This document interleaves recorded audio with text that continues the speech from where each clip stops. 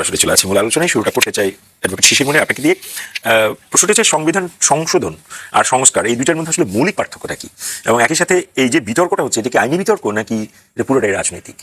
পুরোটাই আইনি বিতর্ক, পুরোটাই আইনি বিতর্ক, পুরোটাই, রাজনীতির কিছু নাই।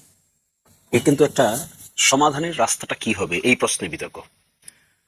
একটা কনস্টিটিউশন যখন আপনি অ্যাডপ্ট করবেন কিংবা অ্যামেন্ড করবেন কিংবা পরিবর্তন করবেন, তখনই প্রশ্ন এসে দাঁড়ায় যে টেকসই হবে কিনা, সাস্টেইনেবল হবে কিনা। পরিবর্তন তো আমাদের দেশে বহুবার সংবিধান হয়েছে, ম্যাক্সিমাম পরিবর্তন আমাদের সুপ্রিম কোর্টে বাতিল হয়ে গেছে। 13th অ্যামেন্ডমেন্ট বাতিল হয়ে গেছে, 8th অ্যামেন্ডমেন্ট বাতিল হয়ে গেছে, শহীদ প্রেসিডেন্ট জিয়াউর রহমান সাহেবের করা 5th অ্যামেন্ডমেন্ট পুরোপুরি বাতিল হয়ে গেছে, 16th অ্যামেন্ডমেন্ট বাতিল হয়ে গেছে, কিছুদিন আগে 15th অ্যামেন্ডমেন্ট বাতিল হয়ে গেছে। এগুলো তো সব পার্লামেন্টই করেছিল, পার্লামেন্টের মধ্যেই তো কমিটি গঠন করে যাচাই বাছাই করেছিল, চলে গেল কেন? টেকসই হয়নি। কি কারণে টেকসই হয় না? যে কারণে টেকসই হয় না এই থিওরির নাম হলো বেসিক স্ট্রাকচার ডক্ট্রিন। অর্থাৎ পার্লামেন্টের এই ক্ষমতাটা অ্যাবসলিউট না। পার্লামেন্ট যে কাজটা করবে এই কাজটা যদি বেসিক স্ট্রাকচার ডক্ট্রিনের সঙ্গে সাংঘর্ষিক হয় তাহলে ততটুকু টিকবে যতটুকু সাংঘর্ষিক না, ততটুকু টিকবে না যেটা সাংঘর্ষিক। এই ডক্ট্রিন আসলে আসে ভারত থেকে। মূল মামলা ছিল কেশবানন্দ ভারতী, সেখান থেকে এই ডক্ট্রিনের উদ্ভব হয়। ইন্দিরা গান্ধীর কথা আমরা সবাই জানি। তো সেখানে একটা সংবিধানের সংশোধন কখন অসাংবিধানিক হয়?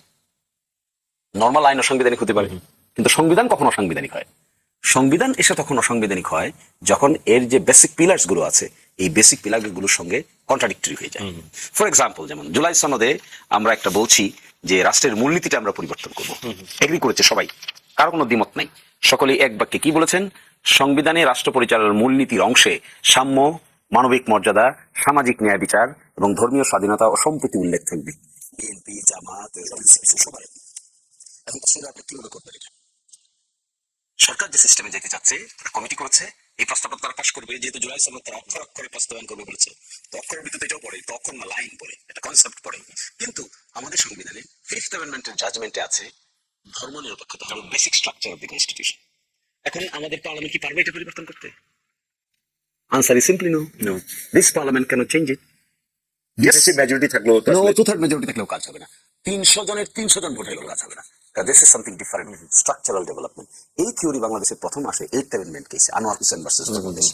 সে থেকে শুরু করে সর্বশেষ 15th অ্যামেন্ডমেন্ট যে রায় হলো, এই রায় পর্যন্ত এই থিওরিটা এখানে ডেভেলপ করেছে। আমরা কেন সংস্কারের কথা বলেছিলাম? আমরা বলেছিলাম পরিষদটা কেন দরকার, কারণ এই জুলাই সনদে যে প্রস্তাবগুলো করা হয়েছে তার মধ্যে বেসিক স্ট্রাকচার ডক্ট্রিনকে ফিট করতেছে এরকম গুরুত্বপূর্ণ বিষয় আছে। যেমন ধরুন আপনি পার্লামেন্টকে দ্বিকক্ষ বিশিষ্ট করে বলা হচ্ছে, রেশিও নিয়ে দ্বিমত, সিটের রেশিও অনুপাতে হবে, ভোটের রেশিও অনুপাতে, এটা দ্বিমত। কিন্তু দ্বিকক্ষ বিশিষ্ট হবে, এটা তো দ্বিমত নাই। তার যদি দ্বিমত না হয় তা কি করে করবেন? তাহলে সংস্কার পরিষদের প্রশ্নটা কেন আসলো গণভোটের? ভাই আপনি তো ওই সময় ছিলেন ঐকমত্য কমিশনের, এখনো হয়তো এগুলো আপনি ফলো করেন, লিটারেচার গুলো দেখেন। আমার প্রশ্ন হচ্ছে এই আলোচনাগুলো তো অলরেডি এক্সস্ট করা হয়ে গেছে, তো তারপরও এই সংবিধান এই যে একটা যে বিশেষ কমিটি করা হলো এটির আসলে আইনি ব্যাকআপ কি? প্রসিডিউরাল, পার্লামেন্টের রুলস অফ প্রসিডিউরে অ্যামেন্ডমেন্ট কমিটি হবে, অ্যামেন্ডমেন্ট কমিটি তৈরি করবে, প্রপোজাল আনবে, তারপরে আবার পার্লামেন্টে আসবে, বিতর্ক হবে, তারপরে আবার প্রয়োজনে জনমত যাচাইয়ের জন্য যাবে, তারপরে আবার আসবে, প্রেসিডেন্টের কাছে যাবে, গণভোট দরকার হলে দরকার হবে, গণভোট না হলে এটা পাস হয়ে যাবে, সাংবিধানিক প্রসেস। প্রশ্নটা কোথায়, প্রবলেমটা কোথায় লেগেছে জানেন? গণভোটে তো আমরা একমত হলাম সবাই, গণভোট কিন্তু বিএনপির প্রস্তাব, আমি বারবার বলছি গণভোট কিন্তু অন্য কোনো দল প্রস্তাব করেনি। এবং দেখবেন আমাদের সালাউদ্দিন ভাই সবার আগে স্বীকার করেন যে আমি প্রস্তাব করেছি। ইয়েস, আমরা তো ছিলাম সেখানে, প্রস্তাব তিনিই করেছেন। প্রস্তাব করে গণভোটটা হা হলে কি হবে এই অর্ডারটার মধ্যে বলা আছে, তো গণভোটটা হা হলে একটা সংবিধান সংস্কার পরিষদ গঠিত হবে। এই পরিষদের মেয়াদ হবে 180 দিন। 180 দিনের মধ্যে সে কাজগুলো সম্পন্ন করবে, করে পরিষদের সংস্কার সবার কাজ শেষ। যে সংস্কারগুলোর কথা আমরা এখন বলছি তার মধ্যে 47টা সংবিধান সংক্রান্ত, এই সংক্রান্তর ভিতরে বেশ কয়েকটা আছে যেটা হিটিং বেসিক স্ট্রাকচার ডক্ট্রিন। আপনি যদি এটাকে টেকসই না করতে পারেন, করার জন্য কেন করবেন? একটা বিপ্লবের পরে, একটা অভ্যুত্থানের পরের পরিবর্তন নিশ্চয়ই যে বেসিক কিছু চেঞ্জ আসবে। এই জন্য আমি মনে করছি, আমরা মনে করি এই সংশোধনের যে রাস্তাটা, রং রোড, এটা ব্যাকলেশ হতে পারে, হবেই। ওকে, হতে পারে না, আমি আপনাকে বলছি সময়ের ব্যবধানে যে তরিকায় অগ্রসর হচ্ছেন, যেটা আমাদেরকে দেখাচ্ছেন, একই কাজ কিন্তু বিএনপি করেছিল 5ম সংশোধনীর সময়, এবং আমি রায়ের কপিটা আমার কাছে আছে। সেখানে আমাদের সুপ্রিম কোর্ট বলে দিয়েছিল শহীদ প্রেসিডেন্ট জিয়াউর রহমানকে ইউজারপার, অবৈধ ক্ষমতা দখলদার। বিএনপি যে রাস্তা অবলম্বন করছে একই শব্দ শোনার জন্য তাদের আবার অপেক্ষা করতে। ধন্যবাদ অ্যাডভোকেট শিশির মনি। আমি আবারও আপনার কাছে আসবো, এবারে যেতে চাই বিএনপি দলীয় সংসদ সদস্য সাদ্দাত হোসেন সেলিম। সেলিম ভাই, আপনি একটা সমালোচকের আলোচনা শুনলেন, সেখান থেকে নিশ্চয়ই আপনার উত্তরটা আমি পাবো। আমার যেটি প্রশ্ন, গণভোটের রায়ের পরও সংসদীয় বিশেষ কমিটি গঠন করা হলো, এটি কি আসলে ওই ম্যান্ডেট যেটা আপনারা গণভোটের রায়ে যে ম্যান্ডেট আছে সেটার বাস্তবায়ন হচ্ছে নাকি অন্য কোনো একটা ভিন্ন রাস্তায় চলে যাচ্ছে? ধন্যবাদ আপনাকে, ধন্যবাদ সহ আলোচকদেরকে। এখানে ভিন্ন কোনো রাস্তায় তো যাওয়ার কোনো বিষয় না। এখানে এই মুহূর্তে জুলাই সনদ নিয়ে মাঠ গরম করাটা এটা পুরোটাই রাজনৈতিক, এর কোনো আইনি ভিত্তি নেই। জুলাই সনদেরই কোনো আইনি ভিত্তি নেই। এমনকি আপনার যে ঐক্যমত্য কমিশন, এই ঐক্যমত্য কমিশনের কোনো আইনি ভিত্তি নেই। এটার একটা মাত্র ভিত্তি ছিল যে জামাত এনসিপি সরকার ব্যাক বাই যেই আপনার এনজিওগ্রাম সরকার, এই এনজিওগ্রাম সরকারের ক্ষমতাকে দীর্ঘস্থায়ী করার জন্য এটা আপনার জুলাই সনদের নামে এক ধরনের কিন্তু সেটা তো জাতির সাথে sign করেছে BNP জাতির সাথে একটা অন্তহীন প্রতারণা করেছে। এই প্রতারণার একটা অংশ ছিল যে নির্বাচনকে প্রলম্বিত করা। কারণ এখানে এমন এমন লোক আপনার উপদেষ্টা হয়ে গেছে যে তারা যখন গাড়িতে দেখে যে তাদের সামনের ফ্ল্যাগটা সেই উপদেষ্টার একজন ছিলেন, সেই উপদেষ্টার একজন কিন্তু আপনার মন্ত্রিসভায় আপনি রেখেছেন। তো সেই উপদেষ্টা তো কত 22-25 জনের উপদেষ্টা ছিল না? হ্যাঁ, 22-25 জনের মধ্যে একজনকে রাখাটা খুব বেশি দোষণীয় কোনো কিছু না। কিন্তু যারা অন্তহীন ভাবে ক্ষমতাটাকে উপভোগ করতে চেয়েছে, যারা এটার মাধ্যমে ক্ষমতাকে প্রলম্বিত করতে চেয়েছে, একটা সৎ উদ্দেশ্য নিয়ে কিন্তু এই আপনার ঐক্যমত্য কমিশন গঠিত হয় নাই। ঐক্যমত্য কমিশন গঠিত হওয়ার কোনো কারণও ছিল না। এটা সরকারের তো প্রয়োজন ছিল যত দ্রুততা সম্ভব নির্বাচনটা দিয়ে দেওয়া। বিএনপি আপনার সেই সময়ে নির্বাচনটাকে দাবি করেছে, কোনো আন্দোলনে যায়নি। বিএনপির ওই শক্তি যদি অন্য কোনো রাজনৈতিক দলের ছিল থাকতো, তাইলে ডক্টর ইউনূস সাহেব অগস্ট মাসের 5 তারিখে ক্ষমতায়, 8 তারিখে ক্ষমতায় আসছে, ডিসেম্বর বা জানুয়ারি ফেব্রুয়ারির মধ্যে আব্বা ডাইকা নির্বাচন দিয়ে চলে যেতে হইতো, বুঝছেন না? কিন্তু সেটা বিএনপি করে নাই। এটা যে ঠিক আছে একটা সংবিধান সংস্কার, একটা মানে বিএনপি 31 দফা একটা সংস্কারের প্রস্তাবনা জাতির সামনে উপস্থাপন করেছে 40টি রাজনৈতিক দল সহ। এর বাইরে যদি কোনো আলোচনা হয়, এখন এখানে একটা কমিশন, ঐক্যমত্য কমিশন গঠন করেছে। ঐক্যমত্য কমিশন গঠন করার পরে জুন মাসের 2 তারিখে যখন তার আগে দিয়ে বিভিন্ন রাজনৈতিক দলের কাছে 166টা আপনার তারা প্রস্তাবনা পাঠিয়েছে। আপনারা যেগুলো এগ্রি করেছেন না 166টা দাবির মধ্যে কি দাবি? যে 17 বছরের আপনার কিশোরকে ভোটার করতে হবে, 23 বছরের প্রার্থী বানাতে হবে। তখন আমরা বুঝে গেলাম যে জিনিসটার মধ্যে কিছু গরমিল আছে। এবং আমাদেরকে আপনার পররাষ্ট্র মন্ত্রণালয়ের অডিটোরিয়ামে বসিয়ে রেখে ডক্টর ইউনূসকে 5 বছর জন্য ক্ষমতায় দেখতে চাই, তারপরে শেখ হাসিনা ফাঁসি ছাড়া কোনো নির্বাচন হবে না, তারপরে আপনার এখানে স্থানীয় সরকার নির্বাচন করতে হবে, পিয়ার পদ্ধতি নির্বাচন করতে হবে। মূলত আলোচনাগুলো এটা। এবং তারা যেই আলোচনাটা মানে অল্প সময় শেষ করতে পারতো, এটাকে শুধুমাত্র একদম রবারের মতো প্রলম্বিত করা শুরু করলো। ডক্টর ইউনূস সাহেব মানে আমাদের সামনে স্পষ্ট ভাষায় বলেছেন, যতটুকু প্রশ্নে আমরা ঐক্যমত্য হব ততটুকু আমরা বাস্তবায়ন করার জন্য আমরা সুপারিশ করবো, ততটুকু বাস্তবায়ন হবে।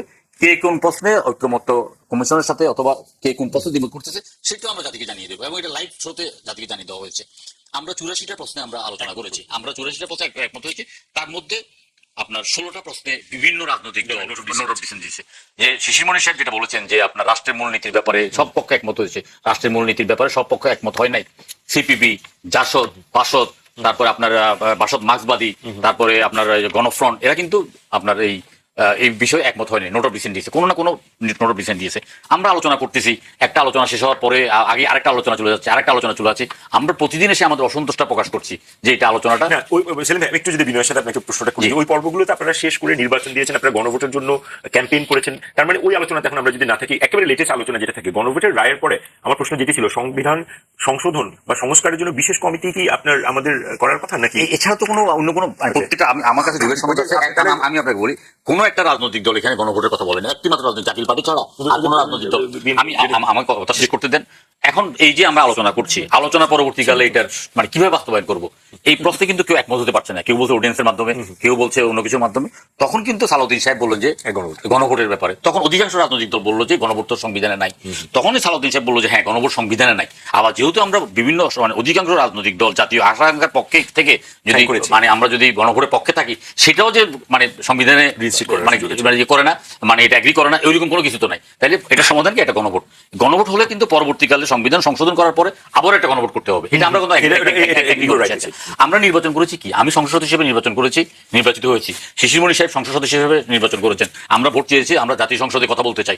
আমরা কিন্তু ওই গণপরিষদে কোনো কথা বলে ভোট চাইনি, দুইটা শপথ নেব এটাও বলি নাই। এখন আপনাকে তো সংবিধান সংশোধন করতে হলে আপনি যে পদ্ধতি যে আপনি যত কিছুই করেন, আপনাকে কমিটির মাধ্যমে এসে আপনি কি প্রশ্নে আপনি পরিবর্তন করবেন। আমরা যেমন অনেকগুলো স্ট্রাকচার কি করতে পারে, বেসিক স্ট্রাকচার, এখানে বেসিক স্ট্রাকচার হাত দেওয়ার তো কোনো কিছু নাই। যেটা বলেছেন পঞ্চম সংশোধনী, সেটা আপনার গায়ের জোরে ওই পাগলা মানিক যেটা আছে, কুত্তা মানিক না পাগলা মানিক বলে, এটাকে বাতিল করেছে ইন্টেনশনালি, এরপরে আর যেটা অষ্টম সংশোধনী, সেটা তো তখন আমরা প্রত্যেকের বিরুদ্ধে ছিলাম, আইনজীবীরা বিরুদ্ধে ছিল, বিচারপতিরা বিরুদ্ধে ছিল, কারণ রাষ্ট্রের স্ট্রাকচারটাকে ভাঙা যাবে না সেটা। আর তত্ত্বাবধায়ক সরকার পথে যেটা, তত্ত্বাবধায়ক সরকারটা একটা আপনার ইয়েতে অ্যামিকাস কিউরিরা এটা বিপক্ষে ছিল যে তত্ত্বাবধায়ক সরকার ব্যবস্থা থাকতে হবে। তারপর এটা আপনার ডিভাইডেড একটা ইয়ে ছিল, এবং এটা যখন আপনার শর্ট রায় পাওয়া হয়েছে তারপরে দিয়ে যে রায় দেওয়া হয়েছে 22 মানে মাস সময় নিয়ে, সেটা পরবর্তীকালে আমরা দেখেছি যে এটা এখন বাতিল করেছে। তো সুতরাং এখানে আপনার সংবিধান সংশোধন, কোনো জটিলতা আপনি দেখছেন না? আমি কোনো জটিলতা দেখতেছি না। সংবিধান সংশোধন যেটা করা হয়েছে, যে কমিটির মধ্যে 4টা বা সম্ভবত 4টা পদ খালি আছে, 5টা পদ খালি আছে, 5টা পদ ওনারা আসবেন, ওনাদেরকে আসতে হবে। ওনারা যদি না আসেন তাহলে আমরা যেটা জাতির সামনে অঙ্গীকার করেছি জুলাই সনদের, এই যে আমরা যে আপনার যে অঙ্গীকার করেছি, অঙ্গীকারের কোথাও কিন্তু লেখা নাই, এই অঙ্গীকারের কোথাও লেখা নাই যে গণভোটের মাধ্যমে এটা বাস্তবায়ন করা হবে। আপনার এই অঙ্গীকারের কোথাও লেখা নাই যে আপনার এই বিশেষ আপনার কি সংবিধান সংশোধন পরিষদের মাধ্যমে এটা বাস্তবায়ন হবে, এবং ইভেন কি জামাত ইসলামের তো নাই। সুতরাং এখানে যেটা আমি কোনো জটিলতা দেখতেছি না। অন্তর্বর্তী সরকার যে কাজগুলো করেছেন, অনেকগুলো কাজ করেছেন, যেটা ওনাদের এখতিয়ার বহির্ভূত কাজ।